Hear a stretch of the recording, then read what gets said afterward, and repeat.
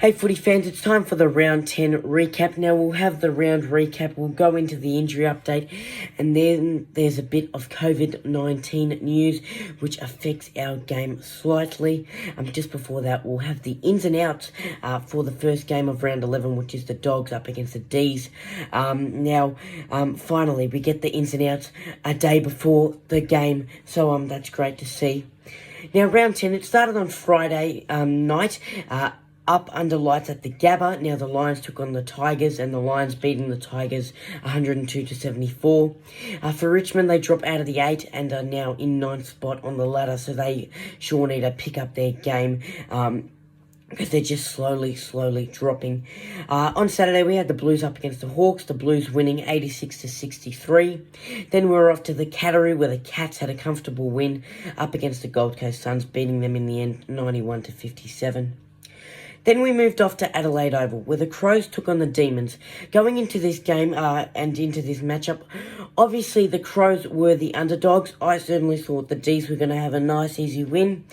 And the Crows turned the tables around, beat the Dees 96-95, a one-point ball game. There was a controversial handball in the last 10 seconds of the match.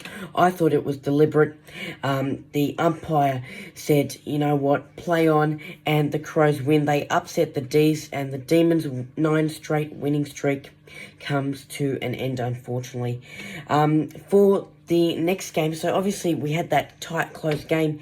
Then we move off to an absolute blowout by the Western Bulldogs to the St Kilda Football Club. 144-33 were the final scores, and 111-point belting by the Dogs. They came out snarling, and they sure finished off the job up against the Saints. Then our next game was the Dockers up against the Swans at Optus Stadium. The Dockers, just a 2-point win, 86-84, were the final scores, a tight finish and a great win in front of the home crowd for them. On Sunday, we had the Giants up against the Eagles, the Giants winning 93-77. Now, I know a few people tipped the Eagles. Man, what are you doing? The Giants are on a big charge. You know, they say, there's a big sound from the west of the town. It's the sound of the mighty Giants. There sure is. They're in the 8, they're swooping, they're killing, and they're not stopping. They're on a big charge, so watch out for them in the finals. Then we had the Pies up against Port Adelaide.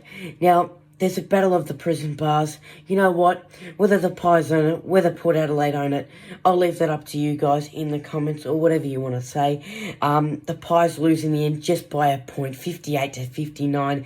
Gee, what a tight finish. Now, for this game, there was a gentleman at this game who tested positive to COVID-19. So if you were at this game, the Australian government are advising people that they should get tested immediately, just to stay on the safe side. Then we had the Bombers up against the Roos. The Bombers smashing the Roos 141-69 to finish off the round. I wish the Roos just came off that win up against the Hawks and went back-to-back wins. Unfortunately not, and the Bombers get us. Now, same goes for this game. There was a man at this game who tested positive for COVID-19. You were urged to get tested if you were at this game. So just letting you know that. Guys, it's time for Isaac's GMP of the round, my goal of the round. Now, there was an attempted goal of the round. I just have to say this quickly. Charlie Cameron tried to take the Mark of the Year contender up against the Tigers. Now, just a quick recovery from Charlie Cameron to quickly get back up on his feet, beat the Richmond defenders to the ball, and have a quick snapper goal. Now, it hit the back of the post, I'm pretty sure, the behind. So not a goal, so you can't get the goal of the round, Charlie, unfortunately. But that was a great attempt, great ball determination, and a great awareness from you. So well done to Charlie Cameron. My goal of the round goes to Tom Papley. The Swan check side banana. Gee, mate, it looks so simple. It was a beautiful kick off the boot. Now, you know, he pretty much hit it centre, dead smack in the centre of the 2 middle sticks. So well done to Papley. Unfortunately, the Swans couldn't win that game, but a goal's a goal, and that was a brilliant one. My mark of the round goes to the Bull from the Roos, Cameron Zurhaar. I know they got belted by the Bombers, but he launched off Jaden Laverde's back. He made it look so easy. Now, he had a bit of an awkward fall, but to have that grasp on the ball, to launch off him like he's a trampoline, that was brilliant. by the Bulls, so well done to him. My player of the round. Now, I was going to give it to Marcus Bontempelli. He had 26 disposals, he had 4 goals, 3 behinds, he had a few other stats which were brilliant. But my player of the round, and I know they lost by a point, but it goes to the Demon, Clayton Oliver. He's an absolute ball magnet. 38 disposals, 8 inside 50s, 3 goals, 1 behind, 9 tackles, 14 clearances, and 626 metres gained. You're an absolute star. You are brilliant. And to be in a dominant side like this and stand out in that midfield, you are one of a kind, mate. You're an absolute superstar. And you know what? You're my Brownlow Smokey. I know Petrarca's my Brownlow pick. But you know what? I reckon you might sneak up behind him and take it. So great performance by Oliver there. Keep it up, mate. Guys, there's an injury update and it's coming up right. Getting into the injuries now, and the Tigers, let's start off with them. They have Tom Lynch out for 5 to 7 weeks due to a knee injury. Marlon Pickett will also miss 1 game after he got handed a 1-match ban after striking Lions player Brandon Starcevic. For the Blues, they have Sam Phillips out with a groin injury. He'll be out for the remainder of the season, unfortunately.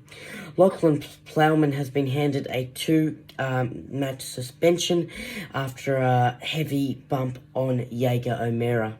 For the Hawks, they had Liam Shields out going into their game up against the Blues this next soreness, and Jaeger O'Meara will miss the usual week due to concussion protocols. The Cats have Mitch Duncan out with concussion. He'll miss the usual week or 2. And Cameron Guthrie has a bit of a shoulder injury. He'll undergo a fitness test, but it's unlikely that he will play for round 11, for round 11. For the Suns, they had Jai Farrar out due to a quad injury. He'll undergo a fitness test. The Dees had Christian Salem out due to soreness, but he should be all good to play in round 11. For the Dogs, they had Patrick Lipinski out with a quad injury, and Adam Treloar is the biggest injury at the kennel at the moment. He'll undergo ankle surgery and he'll miss 7 to 9 weeks of footy. That's a big blow for the Dogs there. For the Saints, they have Daniel McKenzie with a calf injury. He'll undergo a fitness test. Fremantle had Andrew Brayshaw out with a little calf injury. He should be all good to play in round 11, but he does need to go do a fitness test for that.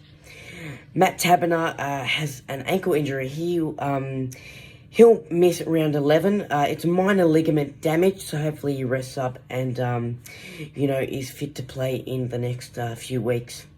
For the Swans, they have Robbie Fox. His injury is a scratched eye. His time on the sidelines is to be confirmed. For the Giants, they had Jesse Hogan out with a calf injury. He'll miss 3 to 5 weeks.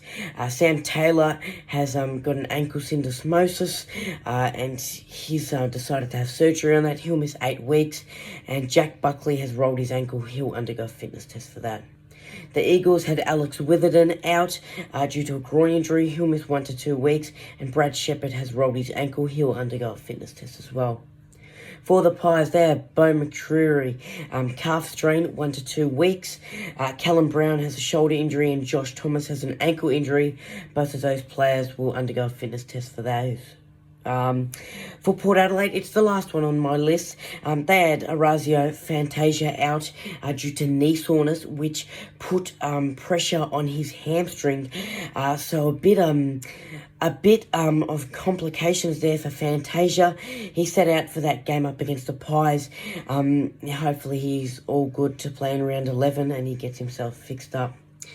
For round 11, now talking about it, Sir Doug Nicholls round, Indigenous round of footy. Now it's an extended one which goes over round 11 and round 12. It starts on Friday, so that's tomorrow at 7:50 p.m. Marvel Stadium, the Dogs versus the Dees, the top 2 going at it. It's going to be a great round of footy. They've got the jerseys ready, each club, and each jersey has a symbolic meaning to it, to a player in that team or someone in that team. So it's just a brilliant round of footy to reflect on the Indigenous people in our beloved game. Talking about we'll go through the ins and outs first. Now, the Dogs, they have Tim English, excuse me. I changed the letter to his name. What am I doing? Tim English, the big ruckman, is back. Riley Garcia makes his debut, and Patrick Lipinski will play in this game. The medical sub will be Lewis Young. So we got these ins and outs finally, because obviously they release them on the day. No, put them out before the day. Put them out on a Thursday. Put them out on a Wednesday. If you know the teams, you put them out. So it's great to see that they're out and running for us to look at. For the Dogs, they have Mitch Hannon out, Anthony Scott out, and obviously Adam Trelaw out due to that ankle. Now, for the Dees, they have Christian Salem in. Medical sub will be Tom Sparrow, and the out is Neville Jetta. He was omitted. Now talking about COVID-19. Now, one of the Dees players was in the vicinity of a Tier 1 COVID-19 exposure site. Now, the whole team will need to receive a negative COVID result to play tomorrow against the Dogs and for that game to go ahead. All games in Victoria for Round 11 will have no crowds due to Victoria's 7-day lockdown. Now, for the Hawks vs Suns game, which was supposed to be played in Darwin at TIO Stadium, that has been moved to the STG at 7:40 p.m. On that Saturday. Then for Sunday, we have the Tigers up against the Crows. It's been moved to Giant Stadium from the MCG, and now it's at 2:10 p.m. The Port Adelaide vs Fremantle Dockers game has been moved to 5:10 p.m. That's just a time difference for a few referees to get organised and be there on time, so that's good to see. The AFL have got this under control, folks. Don't stress out. I know we've been through it before and we've got through it. It's great to see that the games are still going ahead. It's great to see that we can still watch our beloved game of footy still on our TVs. It doesn't matter that we're not at the game for us Victorians. It just matters that we can still watch the games. So, folks, you know, it's going to be a great round of footy. Sir Doug Nicholls round, Indigenous round of footy. It always presents a beauty, and this is why you got to love footy. Right, guys, if you like that recap and you want to see more of my content, remember to hit that thumbs up, like, comment, and hit that red button down there that says subscribe. Much appreciated. For more content, follow me on my Facebook page and also my Instagram page.